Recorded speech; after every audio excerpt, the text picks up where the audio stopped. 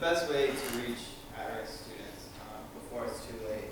So intrusive advisors, they've implemented monitoring systems of the quarter that they monitor all students' grades and attendance. So for an example, like our new week one policy, that if you're not in class, you're drunk. I think this is a great benefit. Maybe some of you not, but I think this is a great benefit because for faculty and students, it creates both the student and the professor start the quarter on the same page. So as like I talked about earlier, with intrusive advising, this is just another example of one of its best benefits. Along with the intrusive one, what really helps is having on our RMU page there, once you log in, is being able to see your audit. I mean, it's something that you know how many more classes you need to get to your graduation. It's not something that's just, okay, you have to get these amount of credits and you graduate. It's something that you're actually seeing what it is that you need on your schedule. So if you have a question about a class that you have on your schedule, you can go to your advisor and ask. I know personally, I was taking some classes, I didn't quite know why I was taking them if it wasn't on my audit sheet, and I had went in and asked, and I was told that it's going towards your bachelor's. So it's something that not all students know, like, why you're giving these classes. Sometimes we want to withdraw from them and not take them as seriously because we feel like maybe they're not needed for us to graduate, but it helps once you get that help to say, hey, this is what you need and it's actually going to help you in the long run. And we're not just giving you something just to add on another space that you have to fill. So it helps once you visually get to see it and get to know why it's there so you can get to that higher and faster graduation rate that we all want. And Kayla's going to go ahead and explain her personal relationship she had with an advisor she had here. So, my advisor now is actually here, so let's give Mary Beth a hand. But personally, having Shauna for 2 years, she helped me out so much. Like I said, having a advisor that you're able to talk to about, just being in college and having no one to talk to at home was a major thing. Shauna was very, very, very intrusive. Like, very intrusive. She would, Kayla. Like, if you go to my inbox, all you see is Shauna. But nevertheless, she was the MVP, so most valuable player. She always made sure that I was on my A game. I'm one of those students that, I try to do my best. Yes, I slip, but I try not to fall. And if I fall, I'm going to get back up. But she always made sure that I was on my A game. Everybody has those moments where they fall. But she was always a listening ear for me, an encourager for me. And I am grateful for her being so annoying because I'm a rising senior. I'm a rising senior now, and I only have a few more classes to take, and I'll be a graduate in the November graduation. So until this day, she still emails me and contacts me, to make sure she's like, are you doing what you're supposed to? So I really, really appreciate Shauna for what she's done. Well, thank you. We hope that you can take something from this and knowing the difference between both advisors and how Robert Morris is going for and why they're doing what they're doing. And thank you for being here. Any questions? Say, how many of you have one or more intrusive advisors?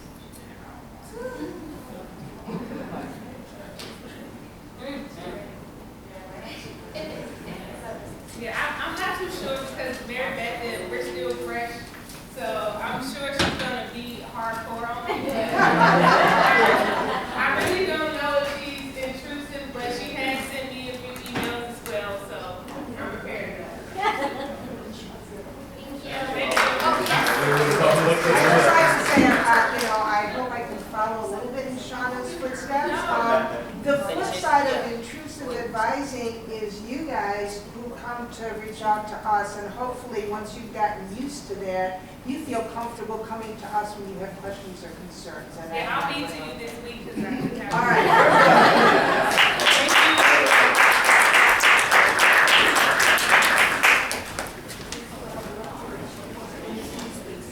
Our final presentation today is about surviving college on the quarter system here at RMU. We know we're an accelerated culture, so we're going to hear about how we can make it through in one piece.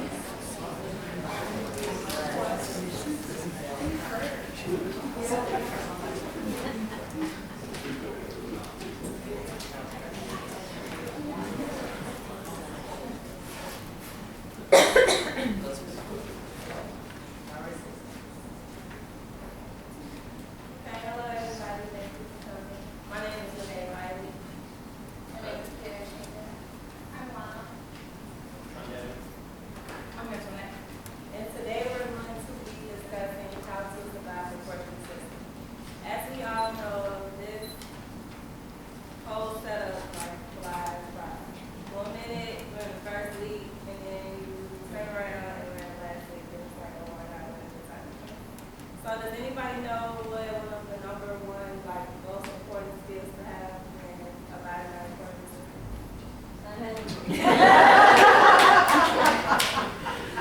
Much like the group before, the number one skill to have is time management when following the court system. If you don't have good time management skills, you may find your due date assignments coming in the blink of an eye, and it's something you don't want to happen. It's very scary. I'm experiencing it right now, and it's scary. Some more tips on how to manage your time and how to follow the quarter system is to have a planner. So if you have a planner, it allows you to plan ahead so that you know what you need to be prepared for, you know what's going on in class next time you meet, and everything like that. Also, you need to be organized as you can be.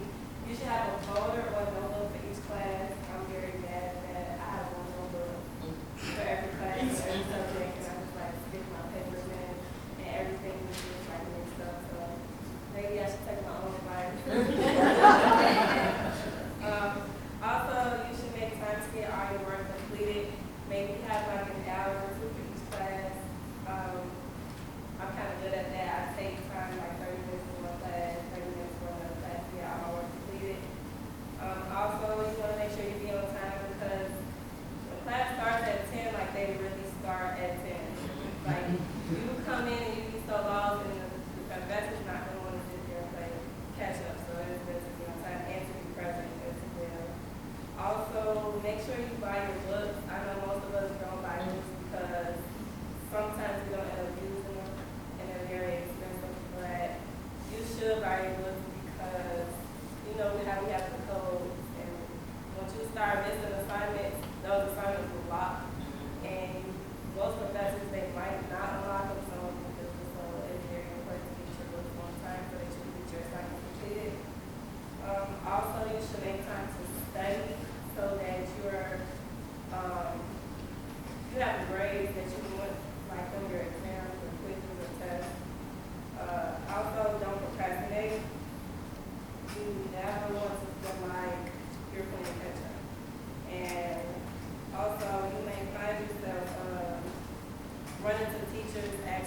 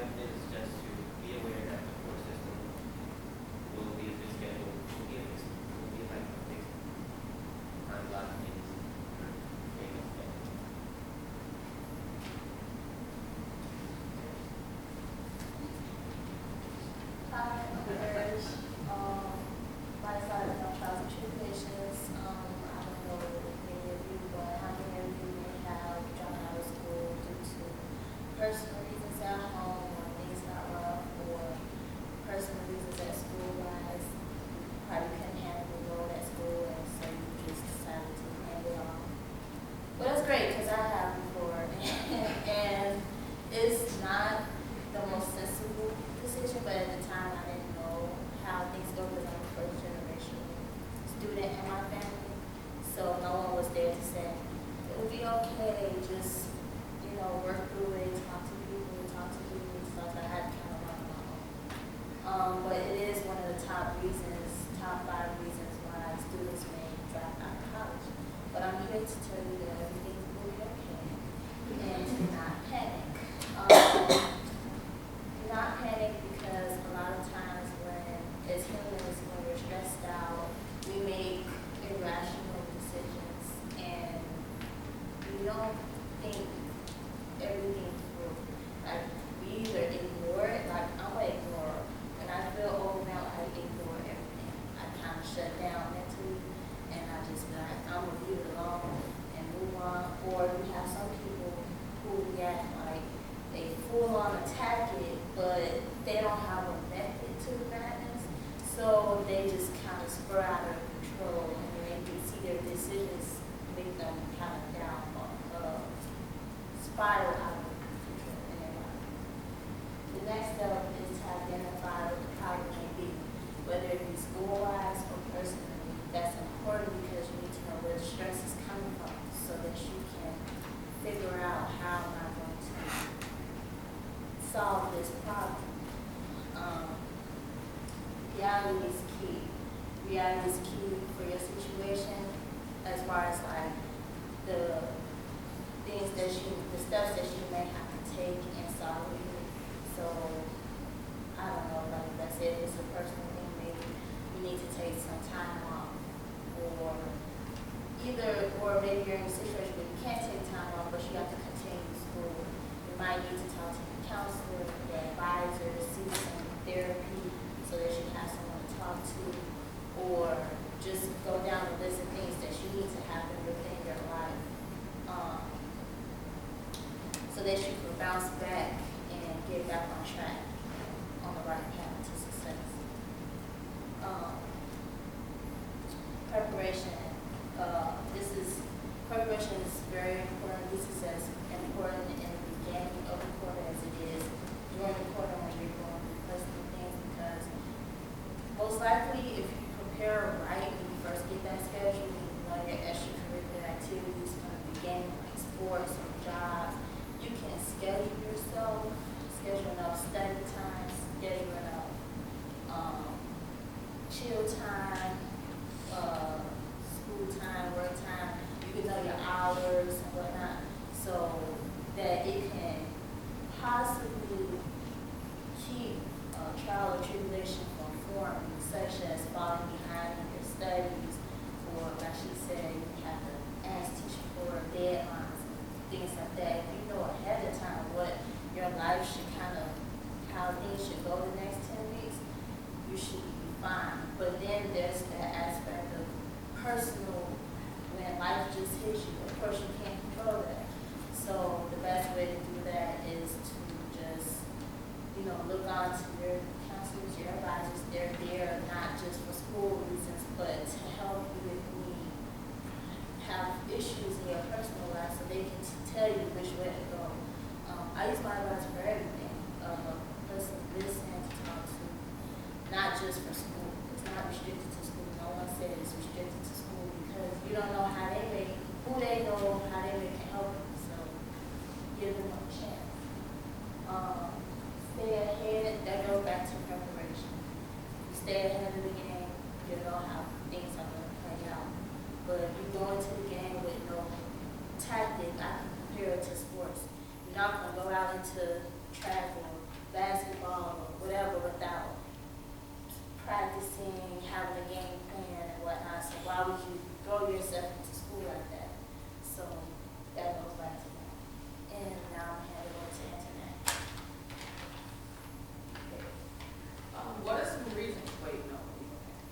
Does anybody here like the fact that we have a quarterly system?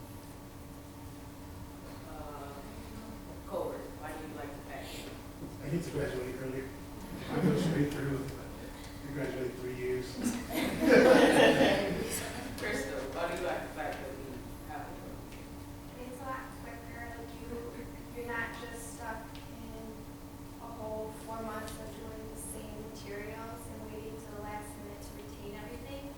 And even though it kind of stresses throughout the middle of it, you still have that, it's still fresh in your mind as opposed to 4 months after you learn the material. Does anybody that don't like the fact do you like it? I'm just used to a traditional. That's all. I've gone through my 3 years of college, so So are you glad that you came here over the tourism, or you still feel like, it's a bit much. Like sometimes I'm just used to picking my class and being in control of me, I guess. So when I came here, it was just more. It's definitely quicker, which I appreciate because, like, I could have had like sometimes I had a semester like, oh, this will be my block semester or whatever. So when I came here, it was a lot quicker. I was able to just keep it going with it. Yeah. You said it didn't work. I like it. Anybody else didn't like it this last thing? Okay, well, at first, when I first got here, I didn't like it. And I think I didn't like it at first because it was like when they said week 1, and then 10 minutes later, when week 10. It happened so quick, like, they get to talking about, oh, finals, you have to do this, you have to do that, 200 questions, wait, what? Happened so quick. But now, like, I'm a junior, it's like, I love it. I like the fact that we have a 10 weeks, even though they cram everything, it's still like a good thing for us to stay focused. You know, everybody's on break, we're still in school, which I have no problem with. We have a longer summer, which I don't have a problem with. Like, in a way, it's like, it's good for us because we take more classes in a year than any college. Like, any college that I've ever known, we take more classes. Also, we graduate earlier, of course. I went to school like a year after my friends. I'm graduating in 4th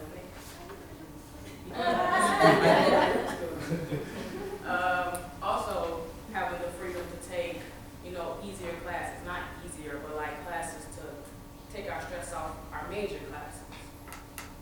Being able to befriend other students in different majors.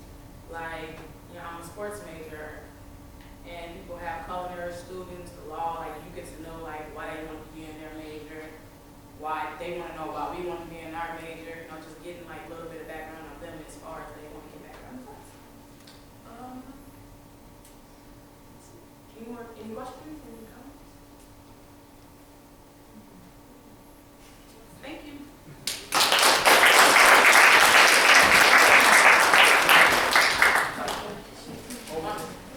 Thank you so much, everyone, for coming and joining us today. That concludes our COM325 Communication Conference. One more round of applause for our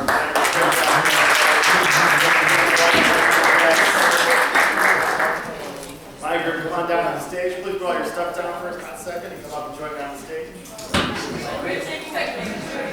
Oh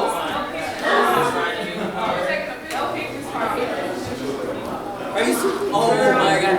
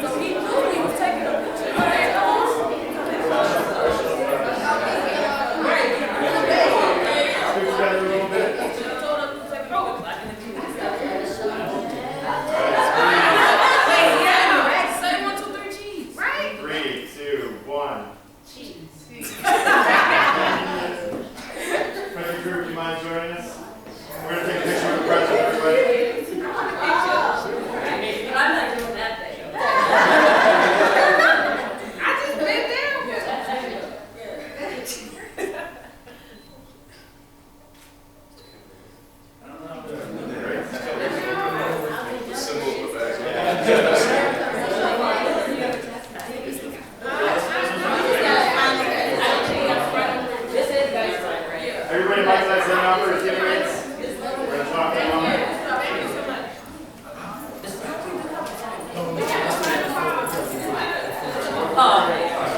I mean, this is the hardest part. Right, yeah.